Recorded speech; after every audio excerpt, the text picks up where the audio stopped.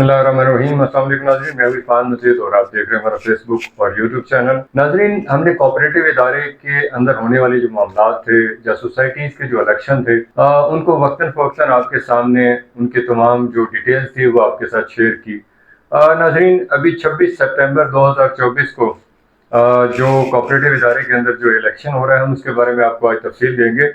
ये है कौमी assembly employees cooperative housing society NAECHSS, जिसके मुताबिक ये जो मैनेजमेंट इलेक्ट होती है वो लोगों के ख्वाबों की, लोगों के उम्मीदों की तर्जुमान होती है और लोग जो है अपने वोट की ताकत से अपने नुमाइंदे को मुंतखब करते हैं। इस इलेक्शन में 1026 वोटर अपना हक दही इस्तेमाल करेंगे। जो ग्रुप ज्यादा से ज्यादा वोट लेगा विनिंग साइड पे होगा और वो जो अगले 3 साल है यानी 2027 तक जो तमाम जिम्मेदारी है सोसाइटी के मेंबरान की और सोसाइटी की वो उनको संभालेंगे। इस इलेक्शन में 3 बड़े ग्रुप जो है वो मद्दे मुकाबले है।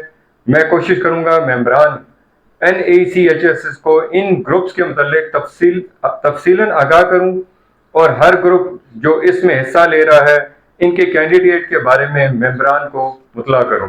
सबसे पहले तो मैं बताऊंगा कि इसमें जो 3 ग्रुप हैं, बड़े ग्रुप, वो कौन है। प्रोग्रेसिव ग्रुप, दूसरे नंबर पे है यूनाइटेड ग्रुप और तीसरे नंबर पे है शाहीन ग्रुप। नाजरीन, ये 3 जो ग्रुप हैं इनके बारे में मैं समझता हूं कि आपको जब तक तफसील नहीं दी जाएगी, आपको जो वोटर है उसको अपने कैंडिडेट के बारे में जो सामने आ रहा है उसके बारे में उसको मालूम नहीं होगा। सबसे पहले हम बात करेंगे प्रोग्रेसिव ग्रुप के बारे में। इस ग्रुप के जो क्योंकि बॉडी जो होती है वो 9 मेंबर्स की होती है और 4 मेजर सीट है और 5 एग्जेक्टिव मेंबर है। तो मैं सबसे पहले जिक्र करना चाहूंगा शराफत अली साहब का जो सदर के लिए कैंडिडेट हैं, अंजुम जमील साहब हैं जो नायब सदर के कैंडिडेट हैं, इमरान हुसैन जो है वो सेक्रेटरी के कैंडिडेट हैं और तैयब रफीक साहब जो है वो फाइनेंस सेक्रेटरी या खजांची के उम्मीदवार हैं। इसके साथ 5 मेंबर जो एग्जेक्टिव हैं उनकी तफसील यह है कि मोहम्मद इसाक खटक, सेकेंड नंबर पे शहरयार अयाज खान, तीसरे नंबर पे मजर बशीर साहब, चौथे नंबर पे हमादुल्ला काजी साहब और 5वें नंबर पे राजा गुलताज साहब हैं। इस ग्रुप के बारे में इमरान को कुछ मालूम नहीं है। ये मेरा अपना जाती तजरिया जिसके बारे में मैं आपको थोड़ा सा आगाह करूंगा। इनका एजेंडा क्या है या एजेंडे के बारे में कोई इतनी ज्यादा तफसील जो है अभी तक मेंबरान तक नहीं। एक बात रोजे रोशन की तरह क्लियर है कि आज जो मेंबरान है वो उन लोगों को साथ ही चलना पसंद करेंगे जिनको वो जानते हैं। मेंबरान को मालूम होना चाहिए ऐसे लोग सिर्फ जिनको जानता नहीं है वो एक ग्रुप बना लेते हैं और उनकी कोशिश होती है कि वो एडजस्टमेंट के लिए ऐसा ग्रुप जो है वो बनाया जाता है। उनकी कोशिश ये होती है कि जब 2 बड़े ग्रुप जो है जो उनको पता होता है कि ये लोग जो है वो विनिंग साइड पे हैं तो वो किसी ना किसी साइड पे अपना वजन डाल के अपनी सीट एडजस्टमेंट करते हैं। ऐसे लोगों के ऊपर जो है वो मेंबरान को सोचना चाहिए कि ऐसे लोगों को सामने लाने जो है वो कितना खतरनाक है। तो ऐसा ग्रुप जिनके बारे में सिर्फ वो बी टीम के तौर पे किसी जो इलेक्शन में आती है उनके बारे में मेंबरान को आगाह करना जिम्मेदारी समझता हूँ। और मैं आखिर में इतना ही कहूंगा, मुश्तरी होशियार बख्श। दूसरे नंबर पे हम बात करेंगे यूनाइटेड ग्रुप, जिसके जो सदर हैं, जो कैंडिडेट है सदर के, मोहम्मद साजिद रवायती साहब हैं।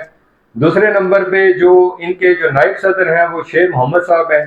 तीसरे नंबर पे शफीकुर रहमान साहब हैं जो सेक्रेटरी के उम्मीदवार हैं। जो चौथे नंबर पे हैं वो राजा दानिश हैं जो फाइनेंस सेक्रेटरी या खजांची के उम्मीदवार हैं। इनकी मेंबर की तादाद जो है वो 9 होनी चाहिए, लेकिन पहली ही दफा जो मेरे सामने एक बात आई जो मुझे बड़ा तशवीश हुई, उसके ऊपर मैं ये बात जरूर करूंगा कि जिसमें 6 एग्जेक्टिव मेंबर दिए गए, जिसमें मलिक मोहम्मद आसिफ साहब हैं, मोहम्मद ताहिर जोया साहब हैं, चौधरी शहजाद साहब हैं, शाहिद अकबर साहब हैं, इफ्तिखार मलिक साहब हैं और आदिल फारूक साहब हैं। ये मेरी मालूमात के हिसाब से हर कमेटी 9 मेंबर पर मुश्तमिल होती है। इस ग्रुप की पहली वारदात देखें कि इनके मेंबर जो है एग्जेक्टिव मेंबर उनकी तादाद 6 है और जिनको बाकी जो मेंबर मिला के ये 10 की तादाद बनती है, जिसमें 6 एग्जेक्टिव मेंबर हैं। इस ग्रुप में पिछली कमेटी के बहुत सारे मेंबरान हैं जिनकी तस्वीर मैं अपनी वीडियो में दिखाना अपनी जिम्मेदारी समझता हूं। इन चीज़ों को गौर से देखें और इन चीज़ों को याद रखिएगा कि जो नेशनल असम्बली कोऑपरेटिव सोसाइटी के इलेक्शन में आ रहे हैं, मेंबरान का ये फर्ज है कि इन लोगों से जो है वो 50 करोड़ के बारे में सवाल किया जाए कि जो 50 करोड़ जो है वो उन्होंने एक 50 रुपए के स्टैम्प पेपर के ऊपर federal employees cooperative housing society के जो मैनेजमेंट है उनके साथ साजबाज करके उनके अकाउंट में ट्रांसफर कर दी। ये वारदात ईद की छुट्टियों में डाली गई। इसमें कमेटी को एतमाद में नहीं लिया गया, ना कोई जो रेजोल्यूशन है वो पास की गई, ना रजिस्ट्रार की अप्रूवल ली गई।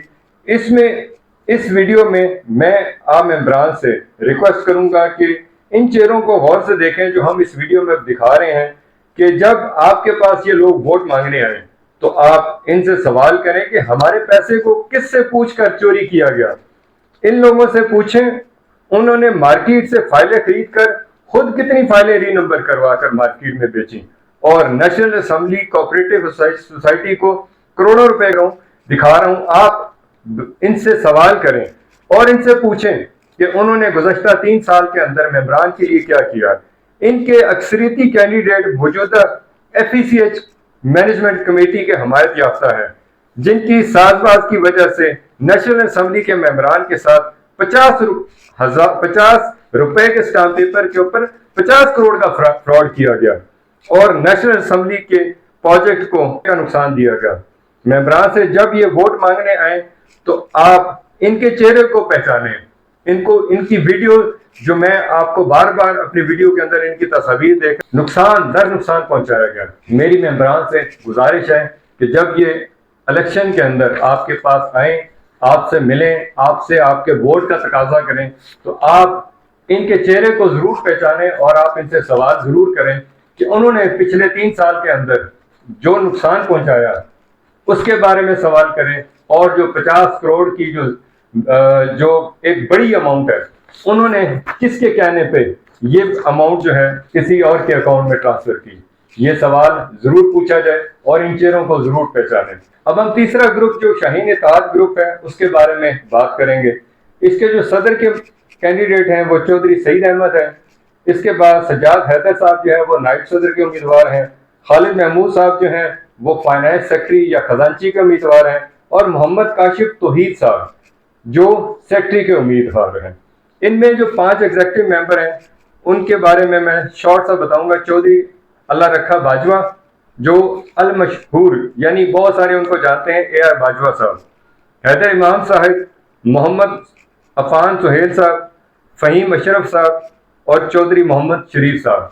इनके जो आप इस वीडियो के अंदर इनका पूरा बैनर देख रहे हैं, इसके तमाम जो कैंडिडेट है आप उनकी शक्लें भी पहचाने और उनको भी जाने कि जब ये लोग आपके पास वोट मांगने आए तो इनसे भी वो सवाल किए जाए जो बाकी जो ग्रुप हैं उनके मेंबरान, कि वो आने वाले दौर के अंदर जो मुतासरीन हैं उनके मसाइल किस तरह हल करेंगे। जो रहायशी हैं national assembly cooperative housing society के, क्या उनको बिजली, पानी, गैस और बाकी बुनियादी सहूलतें ये लोग दे सकते हैं या नहीं दे सकते।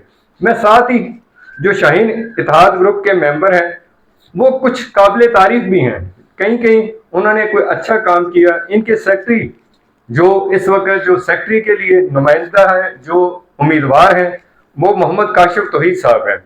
पिछली कमेटी के करप्शन के खिलाफ सेक्रेटरी कोऑपरेटिव राबिया औरंगजेब साहिबा के पास इंक्वायरी लगवाई गई, और पिछली कमेटी ने मेंबरान के पैसे को जिस चालाकी से federal employees cooperative housing society की कमेटी को ट्रांसफर किए, इनकी वारदात को सेक्रेटरी कोऑपरेटिव के सामने बयान किया और तमाम हकायक सामने रखे।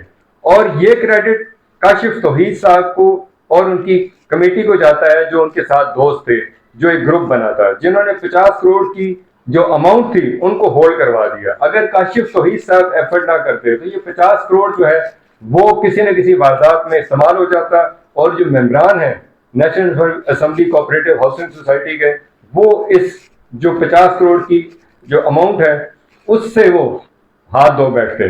इसके साथ जो काशिफ तौहीद साहब जो है और उनकी टीम ने ना सिर्फ सेक्रेटरी कोऑपरेटिव राबिया औरंगजेब साहिबा से बड़ा फैसला लिया, बल्कि काशिफ तौहीद साहब और इनके ग्रुपों ने हाई कोर्ट के अंदर जज साहब हैं मोहसिन अख्तर कियानी साहब, उनके सामने एक पिटीशन दायर की, और पिटीशन जो है उसके साथ उन्होंने पूरे जो हकायक थे वो भी कोर्ट के अंदर बयान किए। उनके लॉयर थे, उनकी पूरी टीम थी, और मोहसिन अख्तर कियानी साहब से उम्मीद रखी जा रही है और लोग एक्सपेक्ट कर रहे हैं कि 22 नवंबर को कोई बहुत बड़ा फैसला भी आ सकता है। मुमकिन है ये जो कमेटी है, इनकी जो वारदात है, जो इन्होंने चोरी की, जो इन्होंने करप्शन की, वो प्रूव हो जाए और उनको वो सेंटेंस या कोई सजा भी हो सकती है, या कोई बड़ा फैसला है जिसमें उनके लिए जो है वो अडयाले का रास्ता भी खुल सकता है। जो अखौत की टीम है वो यही कोशिश कर रही है कि जो मामलात थे national assembly cooperative housing society के या federal employees cooperative housing society के, वो अवाम के सामने रखे जाए। हम पूरी कोशिश करेंगे कि जो मजीद अपडेट है, जो इस पूरे इलेक्शन के अंदर जो सिलसिला चलेगा लम्हा बलम्हा, जो कैंडिडेट है वो सामने आना चाहिए, हमारे से बात करना चाहिए, अपना ओपिनियन देना चाहिए, तो हम जरूर कोशिश करेंगे कि उनका ओपिनियन ले, उनकी राय ले, उनका एजेंडा ले, और वो मेंबरान के लिए क्या कुछ करने जा रहे हैं या क्या कर सकते हैं, उनकी राय को भी हम उतनी ही अहमियत देंगे। इस वीडियो के अंदर अगर किसी की दिल आजारी हो तो मैं उसके लिए माजरत चाहूंगा, लेकिन जो हकायक है, मेरा फर्ज था कि मैं उन हकायक को मेंबरान के सामने रखूं, ताकि जो अगले 3 साल के लिए national assembly cooperative housing society की जो मैनेजमेंट कमेटी है वो इस हद तक मेंबरान के लिए फायदामंद और सूदमंद साबित हो कि उनके मसाइल को हल करने और उनकी बात को सुनने के लिए और उनके जो एसेट्स हैं उसकी हिफाजत की जिम्मेदारी ले सकें। ये जो इलेक्शन आ रहा है, हम इसके ऊपर पूरी तफसीलन आप लोगों से बात करेंगे, और जितने कैंडिडेट है उसके मतलब अगर जो मजीद इंफॉर्मेशन होगी हम आपके साथ शेयर करेंगे, ताकि जो मेंबरान है उनको अब बेस्ट से बेस्ट जो है अपनी जो कैंडिडेट है सिलेक्ट करने का या इलेक्ट करने का मौका मिल सके। मेरी आखिर में फिर भी आपसे रिक्वेस्ट है कि जो पिछले चोर चक्के थे, हमने उनको वीडियो में बार बार दिखाया उनकी शक्लें, आपके पास जब भी वोट मांगने आए आप उनसे सवाल जरूर करें कि उनके 50 करोड़ के ऊपर रात के उस अंधेरे के अंदर मेंबरान के ऊपर वो जो डकैती मारी गई है वो क्यों मारी गई है। उसका सवाल का जवाब दिए बगैर आपने उनको अपने दरवाजे से, और जब वो आपके पास आए, नहीं जाने देना, और आपका फर्ज बनता है कि आप अपने और अपने फैमिली के आने वाले मुस्तकबिल के ऊपर सिंसियर होकर सोचें और फैसला करें। इसी के साथ अपने दोस्त इरफान मजीद को इजाजत दें। अल्लाह ताला हम सबके हामी और नासिर होगा। अस्सलाम वालेकुम रहमतुल्लाह।